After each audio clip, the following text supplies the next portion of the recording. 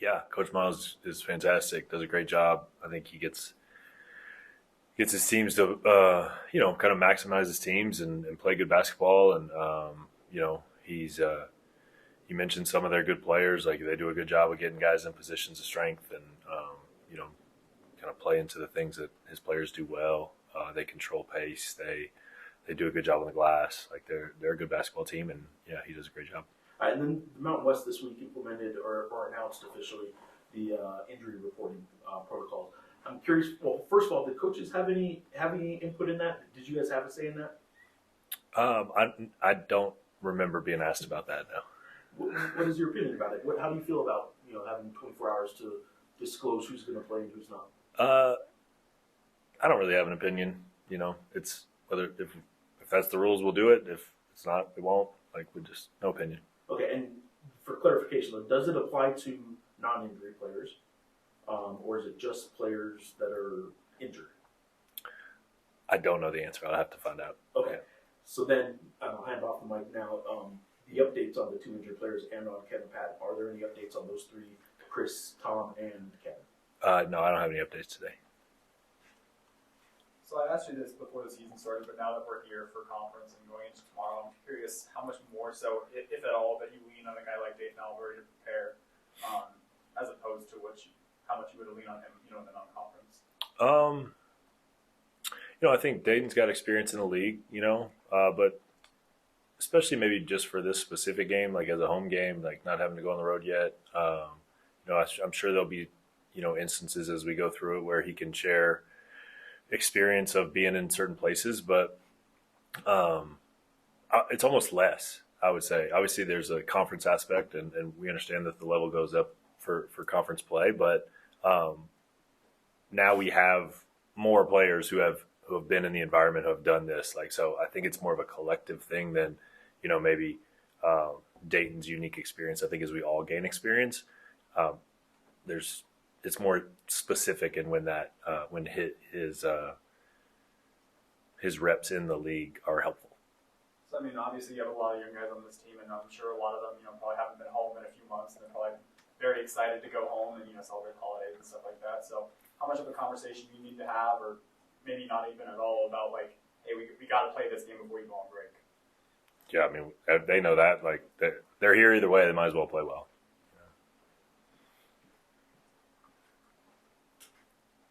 Coach, the Mountain West is kind of hard to figure out so far. I know Utah State's pretty high in the metrics. CSU, Utah State, all these guys. And San Diego State might be a lion in sheep's clothing, but it seems like the Mountain West is wide open at this point. Do you even talk about what lies ahead for this team? And it seems like you have a shot in this thing. We just talk about what we're capable of and trying to continue to get better. I know I kind of talk about the same stuff all the time, but it's the same stuff I talk to the team about. Is that the part we can control is like the progress of our group and the level of basketball that we get to, and the higher level that we can get to collectively, then the more things that can bring for us, right? But yeah, we want to contend, we want to compete at a high level in the Mountain West. We want to compete for Mountain West Championship. Everybody wants to do that at this stage. Nobody's, I think there's only been one game played in the league, so everybody has those aspirations, right? And so it's really about who can focus on the things they need to do to get there versus like thinking about the end game, right? And so our focus is on preparing for San Jose State, improving some things that we need to continue to get better at. And if we get closer and closer to our best basketball, that gives us the opportunity, hopefully, to have the kind of success that we'd like to. And then with Tom and Kevin and Chris going through what they're going through, it kind of puts some strain on you to figure out the lineup and juggle things around. But that's what non-conference is for. You get a feel for your lineup. Are you comfortable with where you are, regardless of their status going into tomorrow's game? Yeah. Hey, Coach. Against Florida Gulf Coast, you guys shot 34 threes, and it seems like your shot profile, when you guys are a little bit more balanced, you guys have better offensive output. How do you guys find that balance between shooting behind the three-point line and attacking the paint? We just think about it as taking what they give us. So, we're not like the shots we get aren't just about like hey, we're going to take these shots no matter what. It's, what is the defense doing? What does that mean for the ideal shots relative possession to possession? If defenses are doing different things, that it's kind of a take what they give you approach. We feel like we can have success in a variety of ways in terms of shot profiles. And so, we want to get a good shot on every possession, but it's not necessarily like X number of these twos or free throws or threes. Like it's more just what's the defense giving us? How can we be efficient? There were periods of that game we certainly weren't efficient, and then there was parts where we were, and so it's really just kind of trying to continue to improve, understand how we get the most efficient shots, what leads to that. Let's do that more. What's preventing that? Let's do that less. And so it's some of what the defense is doing has a big impact on that. And we don't want to totally be dictated to, but we want to find the best solutions for us relative to coverages and schemes. And then for San Jose State, Yaphet Mundi, kind of a double-double machine. He's got 5 double-doubles on the season, kind of similar to Tomislav in some ways. What are the keys to slowing him down? Yeah, plays with great motor. Does a really good job on the glass. So we want to limit those opportunities. He runs in transition. Has a really good, feel for we call it like second pivot. So he plays with a lot of patience when he gets his back to the basket. So I'll kind of get to his move, show the basketball, lift fake, step through, sometimes multiple step throughs, like really good footwork in there to create angles for himself. He's not the biggest guy, so he does a good job of creating angles and getting himself to the free throw line. So we want to make him score over us, not allow those angles, keep him off the free throw line, off the glass. I think if we don't do that, then he's someone who could give us some real problems. Coach, what are key things you guys are looking at in this game to perhaps measure how you guys will play in conference and adjust?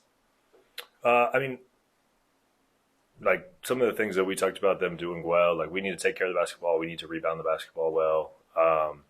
We need to make it difficult for their backcourt. Garland and Washington, really good backcourt. We've seen guards get going in here already. So those are things that are on our radar that we need to do well. But our focus is just this game. And so, we'll try to do those things in this game and play good basketball and then see how that went, what can we fix, and then move forward one at a time from there. Mundy has one of the best fouls drawn per 40 minutes in the country. And I'm curious, is it just those angles? Is there anything else that he does to draw so many fouls? I mean, he plays with such great motor. Like he's playing really hard all the time, and he plays with physicality. And I think anybody who does that has the opportunity. He's around the basket a lot. He's in traffic a lot, and so it's a combination of things. But yeah, I think a lot of it's just his motor. It's really impressive. We talked to Uriah a little bit about his dunk and it made Sports Center. I'm curious what the reaction is in the film room when you guys are watching a play like that, or maybe just seeing that it made Sports Center top 10. I mean, I think that's cool for Uriah. It's a fun play, but beyond that, not much reaction. What about you coaches? Tank drew it up, and I'm curious what your guys' reaction is. Does he walk around with his chest out a little bit more when one of his drawn up plays makes Sports Center top 10? Maybe when they score. I don't think he cares about the Sports Center part. I think for us, it's anytime our staff is doing anything to put our guys in a good position and help them have success, like they should feel some pride in that. Like that's their job, and I feel like they're doing it at a high level. So, I think that one is a little more like, I don't know, public or optics or whatever. But those guys are doing things all the time on a possession to possession basis to help our guys play well. And so that's what they should feel good about. Like whether or not it shows up on Sports Center really isn't part of it. No extra candy cane in the stocking or anything for him. Was that? Yeah, hopefully Santa will bring that for him. Uriah and Dayton together, I think their numbers were actually a little better earlier in the year when they were together, but they haven't dropped off much. They're still a really good duo. What is it about those two playing together that puts so much pressure on the other team? Yeah, I mean, I think one that, you put two of the smaller guys out there and the defense is still good because of their ability to pressure the ball and their athleticism there. And then Just the attention that they draw, the ability to just draw help off the dribble. Dayton specifically, Uriah does it as well, but it takes multiple bodies to keep Dayton from the basket. So he's creating more advantage than a J. Cole drive, right? A Dayton Albury drive is going to force more help. So when you have Uriah out there and Dayton forces a little extra help, and then you have another explosive guy who's getting the space that's been right, they can amplify each other when we make good end of drive decisions. And so we talk about that a lot is, a good end of drive decision, right? That creates some advantage, and then we want to amplify that advantage with another good decision. And if it lands on Uriah or Luke or other guys who can drive the basketball when we have that space, they're able to amplify that advantage. Now there's more bodies coming to help, and so some of the best opportunities, best shot quality we get is going to come off of multiple drives that a lot of times will start with or Dayton will be part of because of the force he plays with and the amount of help that it brings.